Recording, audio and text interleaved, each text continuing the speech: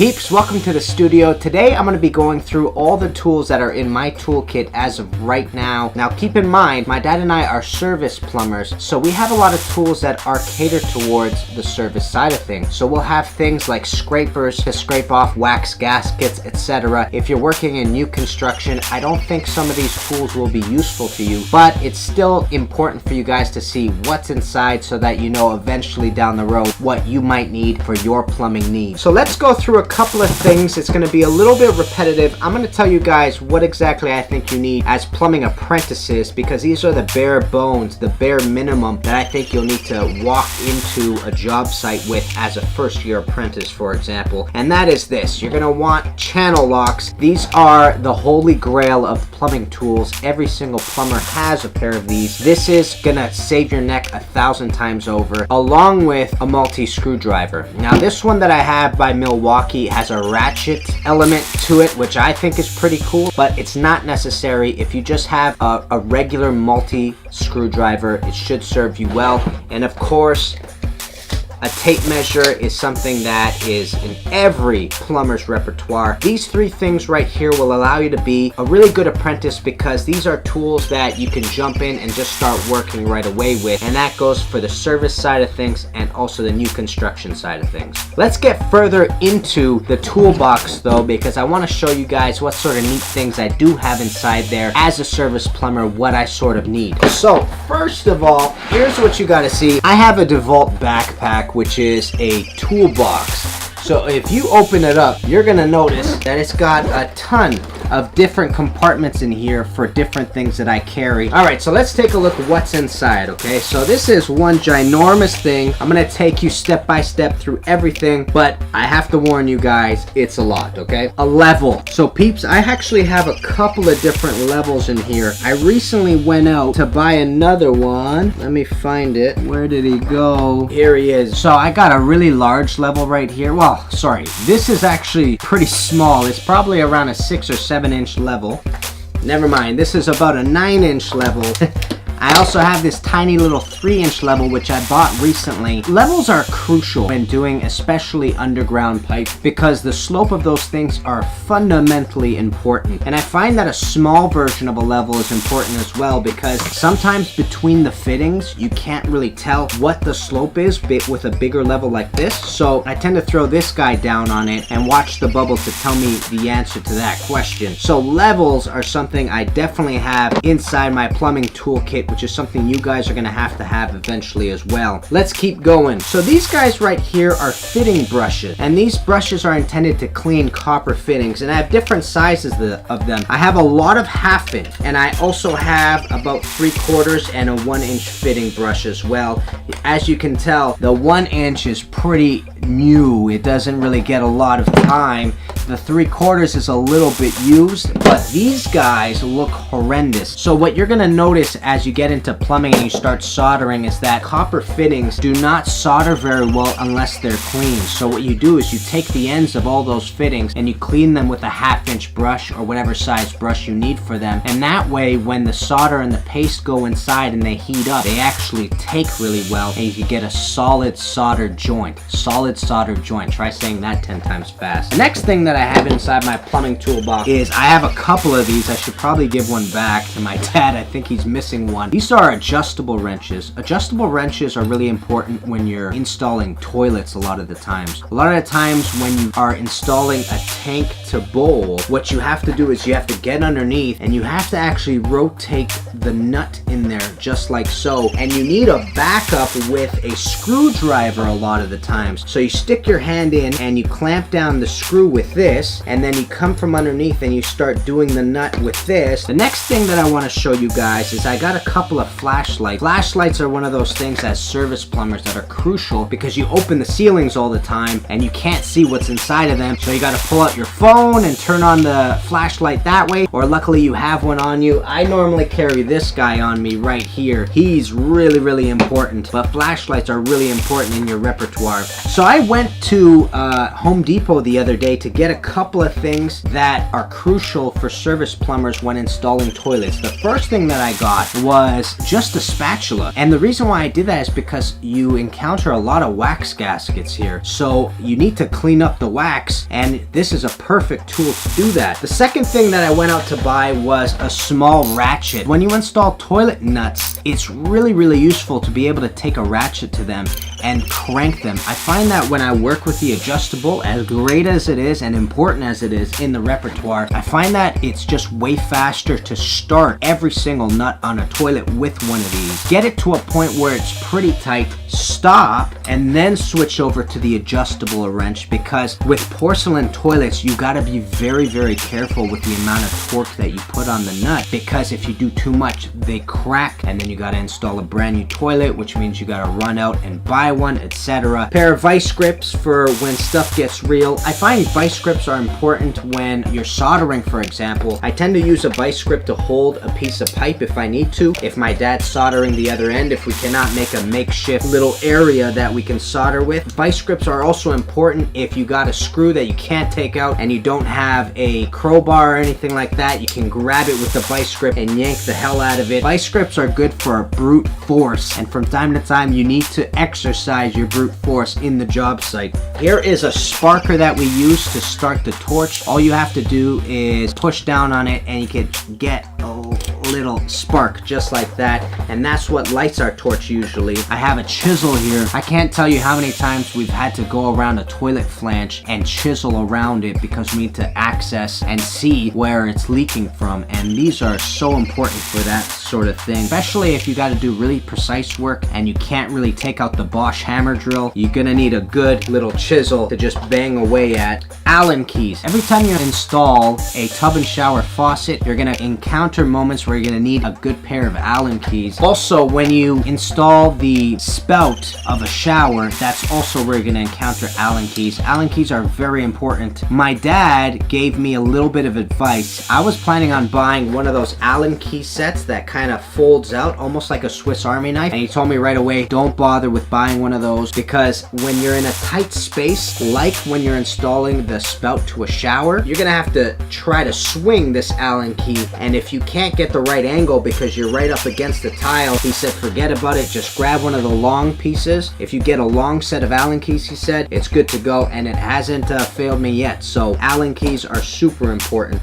Junior hacksaw. This is one of those tools you only use once in a while, and it's with a very specific job, and that usually is installing toilet. The toilet bolts that come out of the flange will eventually have to be cut, and if you don't use a sawzall for that, you should actually be using a junior hacksaw, which is a tiny little thing that allows you to get in and cut those bolts so that you can then put on the cap and make it all look nice and uniform, and that's why we have it in our repertoire. Pipe cutters, of course, the most important thing to get around and cut your pipes. This is an adjustable one. I think it goes up to 1.5 inches. The other day I tried cutting a 2-inch pipe with this and I went, what the hell's going on? My pipe cutter sucks. And my dad's like, no, they're all like that. It's just these guys all go up to 1.5 inches or something like that. But such a good tool, so crucial. We already talked about the tape measure. You can't cut pipe without one of these. Also, since we're on the topic of cutting pipe, this is called a pipe slicer. This actually goes onto the pipe just like so, and then you rotate it and it cuts the pipe in a really small space. So you gotta imagine the differences between this is the amount of space they take up, right? If you are right up against a wall with a pipe, this guy's not gonna be able to make a revolution. He's just too long. So what you can do is pull the pipe off the wall, stick this guy around it, and then you can even use your channel locks and put them around your pipe slicer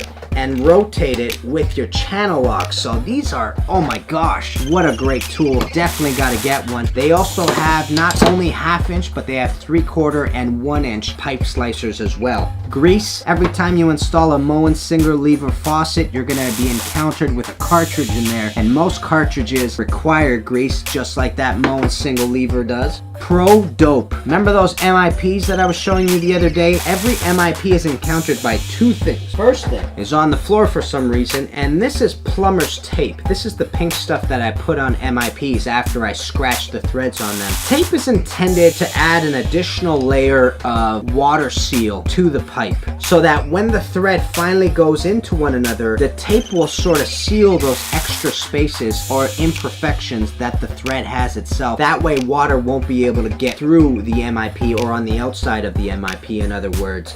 And you add an additional layer of dope to it. Now, I heard recently, I always thought dope was also an additional layer of seal, but apparently dope, I was told, is invented so that the two threads do not seize on one another after a duration of years. If you ever take iron and you thread them together without anything in between and put water through them, they're eventually going to seize. The minerals will build up around it and you won't be able to unthread them. Dope allows you years down the road to still be able to unthread these two threads that have been together for many years. Putty. This, my friends, is plumber's putty, and the consistency of this one right here is a bit ridiculous because it is almost liquidy. Putty is something that you put on a lot of kitchen faucets, for example. Vanity faucets require plumber's putty. Every time you do basket strainers, you're going to need to put some putty on them. Putty is another one of those things that you add to whatever the fixture is so that it provides an additional water seal so that water doesn't get through wherever the putty is being put. Duct tape, if you ever need to support some pipes impromptu. A metric version of Allen keys. This, my friends, is called grit cloth. Grit cloth, it's the sandpaper we use on the outside of pipes to clean them. Like I was telling you guys earlier, if you don't clean pipes or you don't clean fittings, it makes soldering much more difficult, and a lot of times the pipe will not take the solder and allow it to form a secure bond between the fitting and the pipe. So we use this grit cloth around the copper pipe so that it becomes clean, and then we can solder much more thoroughly. Get yourself some Master's grit cloth if you can. Files. You're going to need files for a lot of times larger diameter pipe or thicker pipe. There's a type of pipe called Type L. Type L is essentially a thicker version of a pipe. You can get 1/2 inch Type L, you can get 3/4 inch Type L, but the moment you move up to that grade of piping or beyond, I think there's Type K and really thick pipe. As soon as you get into those, every time you cut them, a lot of the times you're going to have edges to them. You need to file those edges down so that you can put fittings on them. So having some of these in your toolbox is really important as well. Another reason why we have files is because a lot of times when you're doing a repair on a larger diameter pipe like 2 inch or 3 inch, we're using a power tool most of the time to cut into that pipe because you don't have enough swing to swing one of these around, especially if this doesn't hold on to 2 inch period. So what we do is we cut it with a Sawzall, for example, and then the same story, you're going to have to file it down and bring it flat so that the coupling that you're going to put on it can go over nice and smooth. So get yourself a file. 5/16 is the big fraction that we work with a lot of the times. All MJ couplings use a 5/16 torque, so you're gonna need to get yourself a driver like this and be able to torque a 5/16 MJ coupling, for example. So one of these is really important as well. Oh, and a couple of other things that I gotta show you. Doesn't that look ridiculous? I know it looks absolutely almost comedic, but one of these is really important. Remember how earlier I was telling you guys that a lot of times when you install a toilet and a tank to bolt, you have to stick the screwdriver in and then you gotta screw with the adjustable wrench from the bottom? Well, I find that just having a larger screwdriver like so allows you a lot more space and a lot more comfort when you're putting everything together. Also, I use this a little bit more like a crowbar sometimes if I have to, let's say, dislodge a pipe that has a copper support that's been bolted down. These are really good to do that as well. Since we're talking about grunt work, I also always carry with me a good hammer. The one thing about being a service plumber is a lot of the times the leak is behind the wall, and the only way to get behind the wall, if it's not drywall and if it's tiled or if it's got like thicker type of drywall on it is one of these guys. I know it's absolutely obnoxious, but a good hammer in your repertoire, in your toolbox, is really, really important. And it also has the nail clip from the back so that you can take out nails if you need to, but these are crucial. My dad carries a hatchet with him, which I think is the most important tool. Instead of a hammer, a hatchet with a flat end. Oh, so good. Couple of other things. We have a pair of snips on us because we find that in older buildings, what you end up noticing is that you break open the wall and then they have a big mesh around it. That was sort of the style of building buildings back then. So when you get there, you gotta cut this mesh open and you gotta make sure to push it in directions that when you stick your hand in, you're not gonna totally slice up your arm on the way out. So a pair of snips is really, really important. And finally, Pete, for at least this expose of what's inside my toolbox, we always have paste. This is plumber's paste that you use when you solder. Paste is one of those variables that allows the solder to take the pipe, basically. So you put the paste where you want the solder to seep in, and then when you heat up the pipe, the paste will actually help in drawing the solder into the fitting and make a solid joint. And then, of course, not only do you have paste, but you also have yourself some lead-free solder. You use lead-free solder when you're dealing with potable water. So when people are drinking from this water, so when you're soldering copper pipe that supplies water to a family, for example, you're gonna use lead-free solder because you don't want any lead to be ingested. You wanna try to keep it as clean for the family as possible.